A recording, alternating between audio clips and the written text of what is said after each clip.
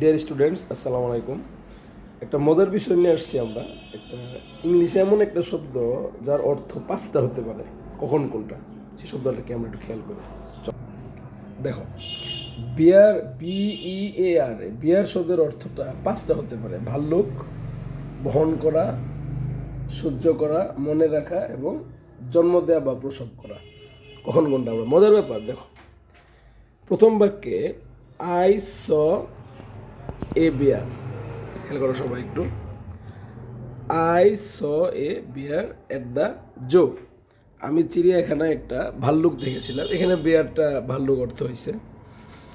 দ্বিতীয় বাক্যে I can not bear the load, অর্থ হচ্ছে আমি বোঝাটি বহন করতে পারি না। এখানে বিয়ার মানে বহন করা হয়েছে। তৃতীয় হচ্ছে I can not beer your insult, আমি তোমার অপমান সহ্য করতে পারি না। এখানে বিয়ার অর্থ হচ্ছে সহ্য করা। I can not beer it in my mind, আমি আমার এটা মনে রাখতে পারি না আমি। সুতরাং এখানে বিয়ার অর্থ হচ্ছে মনে রাখা। লাস্টের বাক্যটা every mother wants to bear healthy child, প্রত্যেক মাই স্বাস্থ্যবান বা সুন্দর সন্তান জন্ম দিতে চায়, এরকম একটা ব্যাপার।